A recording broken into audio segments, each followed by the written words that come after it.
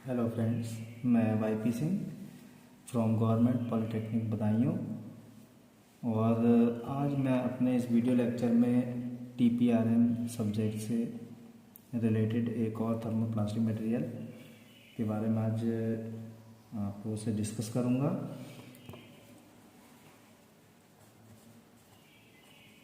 पॉलीसल्फोन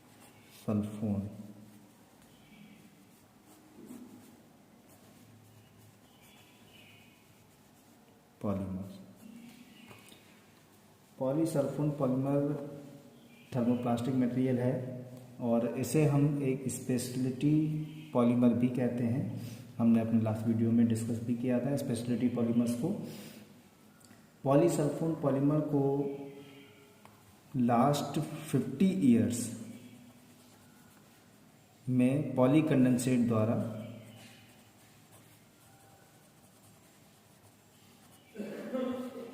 develop किया गया है।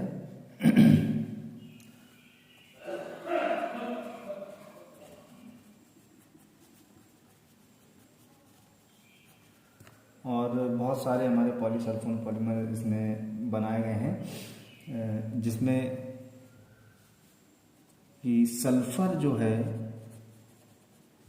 सल्फर एटम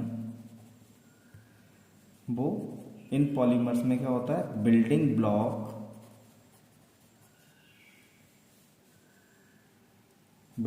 के रूप में इनकी जो मेन चेन है, मेन चेन जिसे हम बैकबोन चेन भी कहते हैं, बैकबोन, इसमें क्या होता है, ये प्रेजेंट रहता है। और किस रूप में प्रेजेंट रहेगा, एज ए सल्फाइड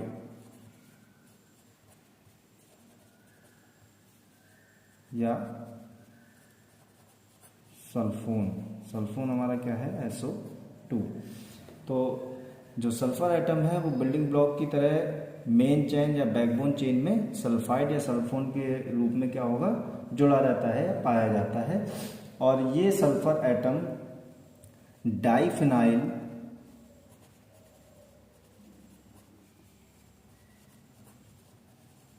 सल्फोन या फिर सल्फाइड ग्रुप के रूप में एरोमेटिक्स के साथ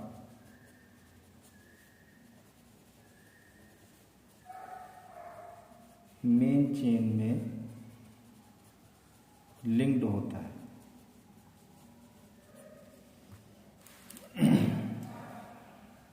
बहुत सारे पॉलीमर हमारे पॉलीसल्फोन्स हैं जो हम अपने जो एप्लीकेशंस हैं उसमें इनका यूज़ देख सकते हैं।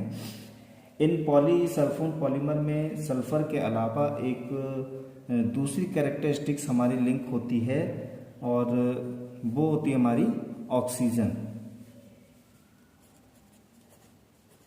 ऑक्सीजन जो है वो इसकी सेकेंड कैरेक्टरिस्टिक्स है। और यह भी क्या होती है, लिंक्ड होती है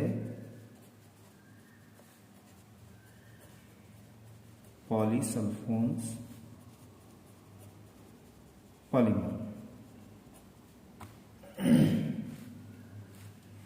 पॉलीसल्फोन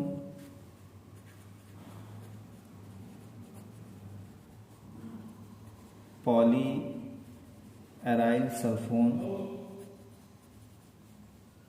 या पॉलीफिनाइल सल्फोन या फिर हम कह सकते हैं डाइफिनाइल सल्फाइड। ये पॉलीसल्फोन जो है वो पॉली एराइल सल्फोन या polyphenyl sulfone diphenyl sulfide family से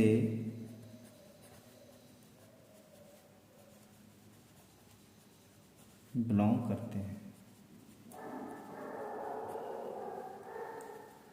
लेकिन इनका जो केमिकल स्ट्रक्चर होता है वो केमिकल स्ट्रक्चर क्या है, पॉलीसल्फोन फैमिली से मैच नहीं करता है, क्योंकि इनमें सल्फोन के साथ में सल्फोन SO2 के साथ हमारा क्या रहता है, ईथर और फिनाइल ग्रुप। ईथर और फिनाइल ग्रुप की वजह से ये पॉलीसल्फोन जो है वो polyaryl sulfone, polyphenyl sulfone, diphenyl sulfide family से जो स्ट्रक्चर होता है, इसका केमिकल स्ट्रक्चर, वो जस्टिफाई नहीं करता है। पॉलीसल्फोन एक, या हम कह सकते हैं पॉलीसल्फोन जो है बहुत अच्छे हीट रेजिस्टेंस होते हैं, यानी कि it is a very good heat resistance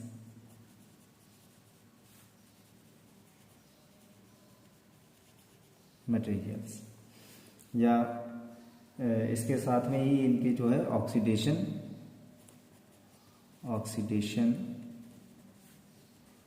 रेजिस्टेंसिबिलिटी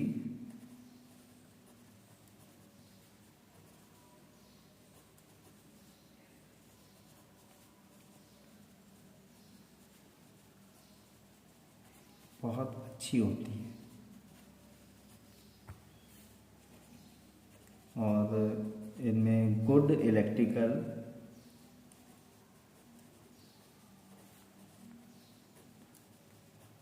properties भी पाई जाती हैं।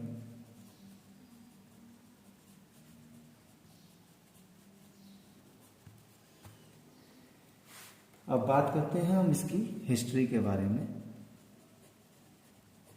History of पॉलीसल्फोन्स।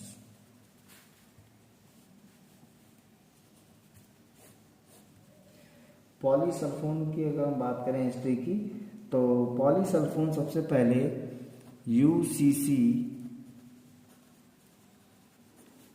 कंपनी द्वारा 1965 में यूडेल पॉलीसल्फोन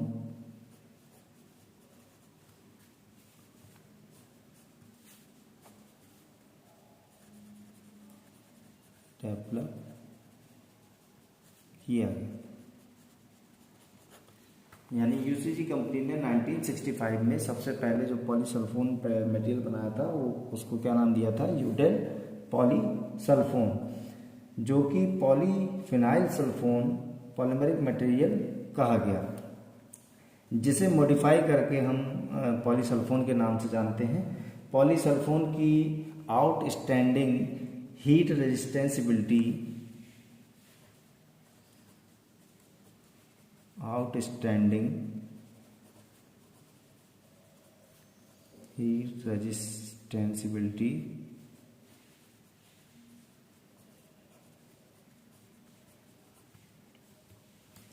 पॉलीसल्फोन को स्पेशल पॉलीमर या स्पेशलिटी पॉलीमर बनाती है, या हम कह सकते हैं कि एक यूनिक पॉलीमरिक मटेरियल बनाती है, इसकी आउटस्टैंडिंग हीट रेजिस्टेंसिबिलिटी कैरेक्टरिस्टिक्स या प्रॉपर्टी की वजह से।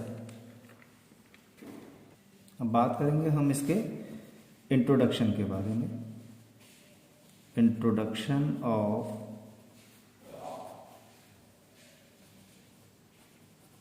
पॉलीसल्फोन्स।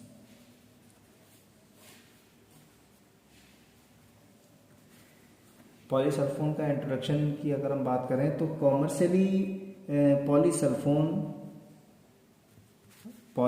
जो कॉमर्शियली पॉलीसल्फोन है, कॉमर्शियली पॉलीसल्फोन्स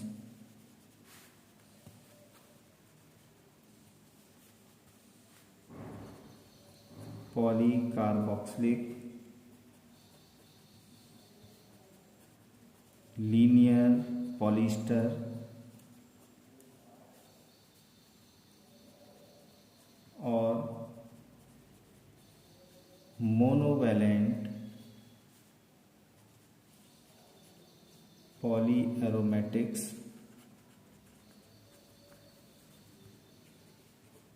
की तरह होते हैं। ठीक है, जो कॉमर्शियली पॉलीसल्फोन्स हैं हमारे, वो पॉली कार्बोक्सिलिक, लीनियर पॉलिस्टर और मोनोवैलेंट पॉली एरोमेटिक्स की तरह ही होते हैं। पॉलीसल्फोन बहुत सारे फ्लूइड हैंडलिंग एप्लीकेशंस में यूज़ होने वाला पॉलीमरिक मटेरियल है। पॉलीसल्फोन हमारा जो है बहुत ही tough, rigid, high strength,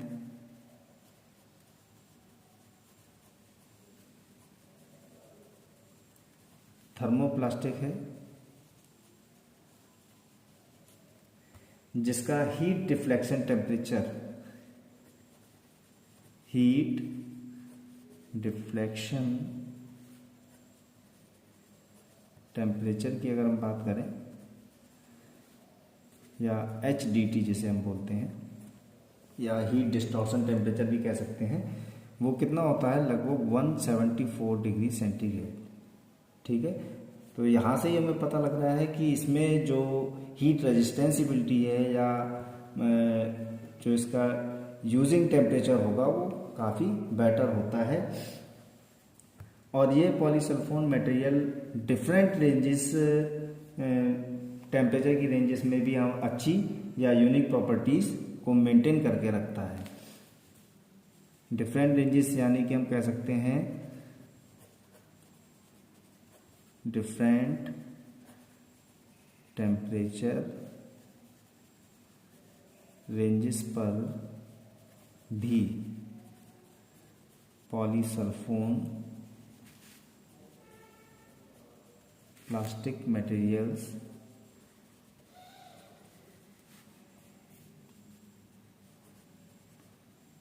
good या यूनिक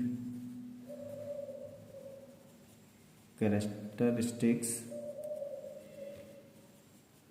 को मेंटेन रखता है। पॉलीसल्फोन रेजिन के ट्रांसपेरेंट, ओपेक और glass fibre reinforced polymeric material के कॉम्प्लेक्स पार्ट या जो प्रोडक्ट होते हैं हमारे इंजेक्शन मोल्डिंग से जिन्हें फॉर्म किया जाता है, ये हम इसको इस तरह समझ सकते हैं कि इंजेक्शन मोल्डिंग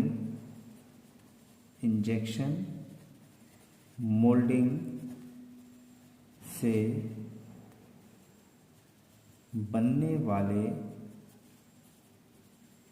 कॉम्प्लेक्स या क्रिटिकल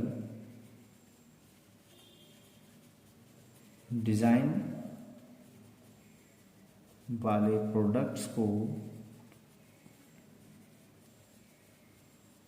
हम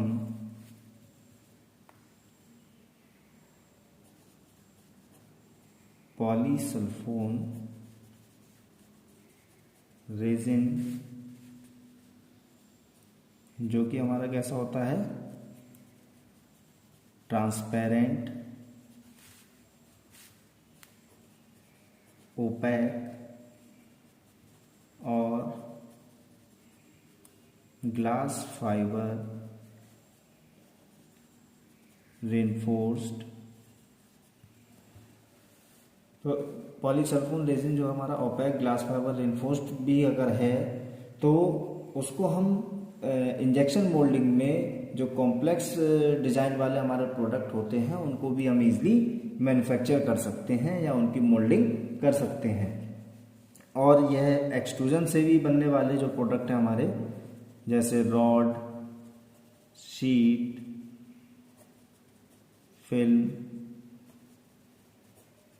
प्रोफाइल और ट्यूबिंग, इसके लिए भी पूरी तरह से हमारा ये मटेरियल क्या रहता है, अवेलेबल रहता है।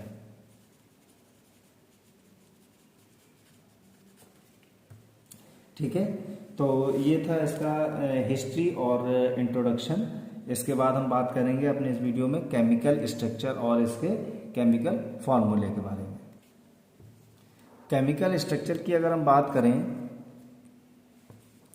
तो इसका केमिकल स्ट्रक्चर जो है, केमिकल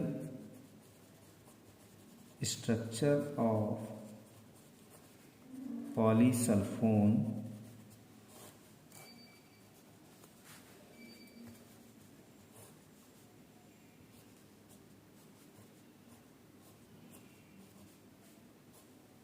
काफ़ी क्रिटिकल स्ट्रक्चर है।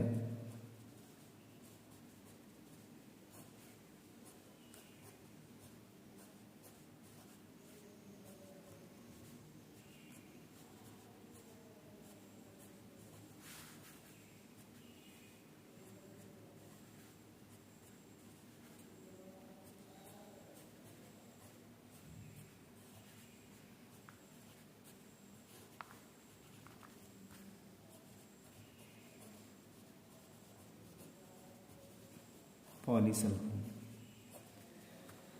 तो ये इसका इस तरह से केमिकल स्ट्रक्चर रहता है, जिसमें हमारा इसकी जो मेन चेन है वहाँ पर क्या है, हमारा सल्फर, और इसके साथ में हमारा क्या है, ऑक्सीजन के मॉलिक्यूल्स जो हैं वो भी लिंक्ड हैं। अब हम बात करते हैं इसके केमिकल फॉर्मूले के बारे में। तो chemical formula of polysulfone, chemical formula क्या होता है इसका, C27H26O6S।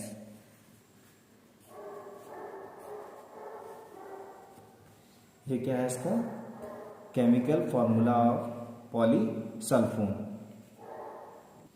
नेक्स्ट वीडियो में हम डिस्कस करेंगे इसकी पॉलीमर प्रिपरेशन के बारे में, यानी पॉलीसल्फोन को कैसे प्रिपेयर किया जाता है, उसकी केमिकल रिएक्शन क्या है, और इसके साथ ही हम उसमें डिस्कस करेंगे पॉलीसल्फोन की प्रॉपर्टीज़ और पॉलीसल्फोन की डिफरेंट फील्ड में एप्लीकेशंस के बारे में।